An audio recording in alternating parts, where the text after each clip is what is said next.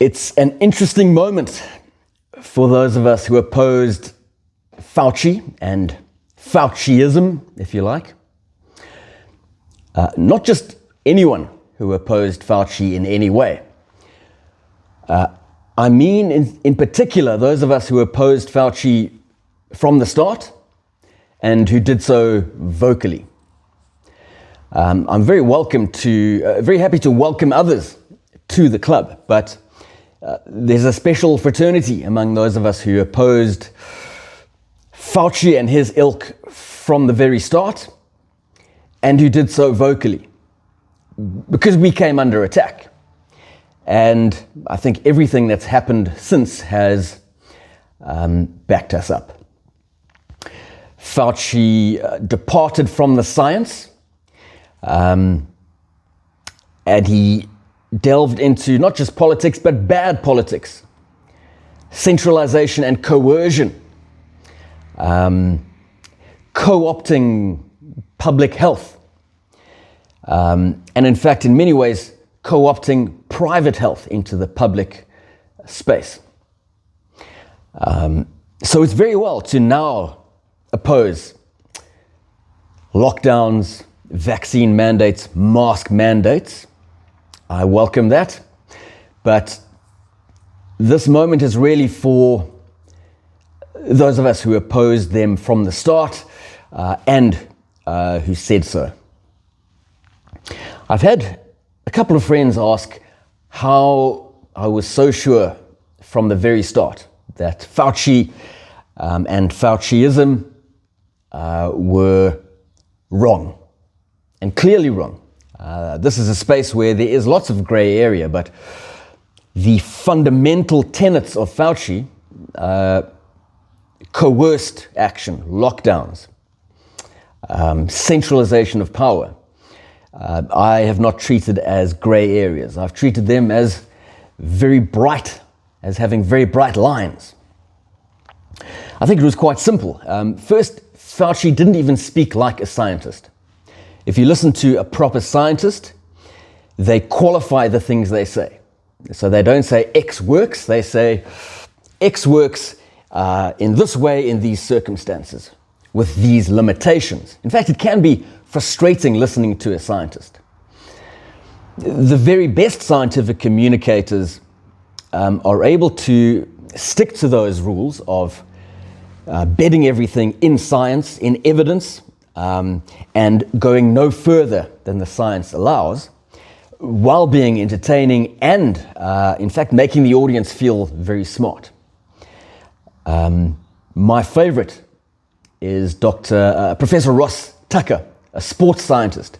You listen to him and you walk away feeling like a celebrated sports scientist yourself.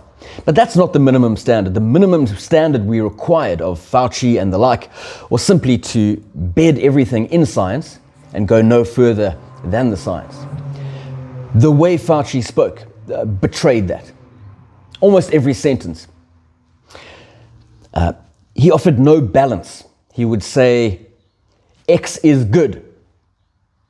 He failed to recognize what Thomas Sowell put so beautifully. There are no solutions, only trade-offs. When you recognize that, you say things like, there are benefits to doing X, and these are the negatives that we know of, and there are always negatives that we can't forecast. And of course, when you do things like lock down society, there are many known downsides and almost uncountable ones that we just can't even predict. Fauci lost sight of that, never had sight of it really. So for those reasons, it was very simple. Opposing Fauci from the start was the right thing to do. We don't actually need his private diaries. We don't really need any more evidence, but they do help. Perhaps the short answer is that we should approach all of these things with a skepticism, a footing of skepticism. Show me the evidence before I believe anything. What should result for Fauci? There's talk of prosecuting him I think that would be right. He's an old man. I'm not sure putting him in jail would achieve much, but I think the criminal process should happen. More important is the societal one.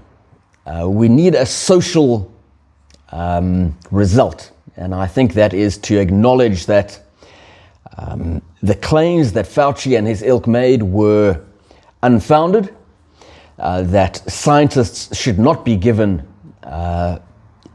the sort of political role that Fauci was given, and nor should politicians.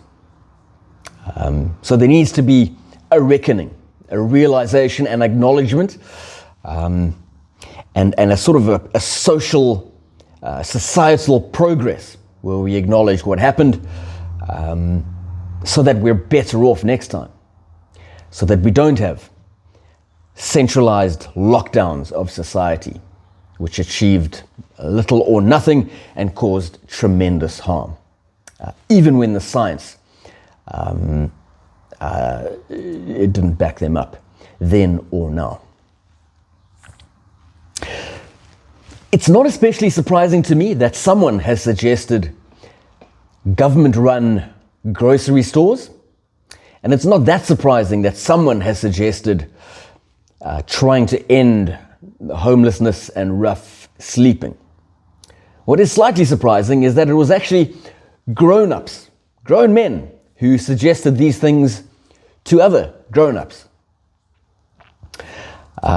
Mayor Mamdani of New York City, of course, has started the process of opening government-run grocery stores on the basis that this will help alleviate difficulties of cost of living in that very expensive city.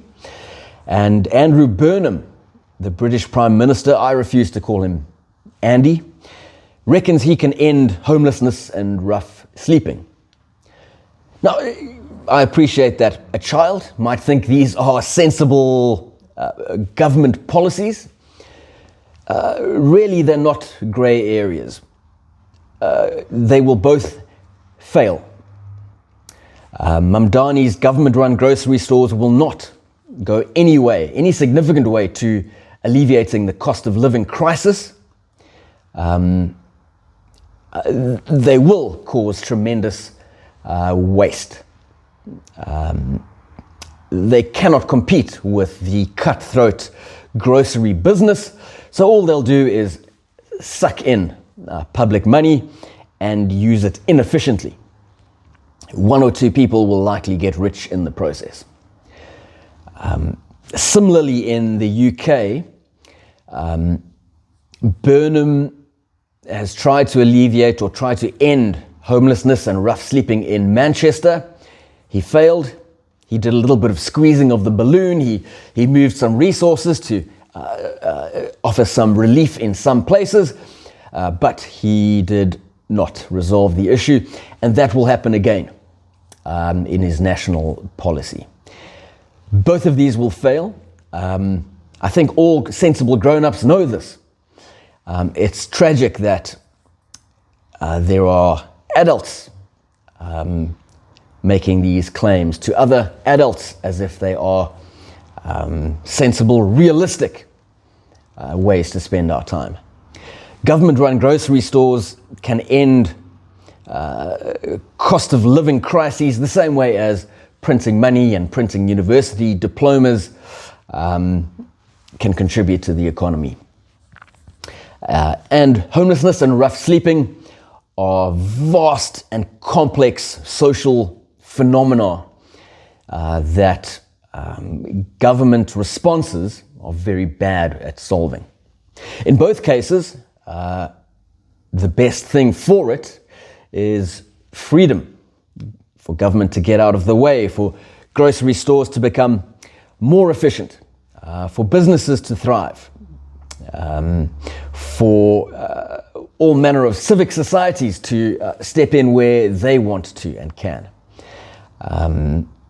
Freedom and prosperity will address these issues far better than a highly detailed government plan. It is the very antithesis of government plans that will address these issues best. The last few months have been colored by cycling and football. I propose that only one of these is worth watching. It is not the one where you have to spend lots of energy watching to see if an athlete is pretending to be injured. It's the one where you might see an athlete flung onto tarmac at close to 100 kilometers an hour and then stand up, covered in blood, likely concussed, and do his very best to complete the mission. Football, in my view, just isn't worth it because of the personalities and, frankly, the constant feigning of injury. Cycling, that's a worthwhile pursuit, where you're injured, but all you want to do is accomplish the mission.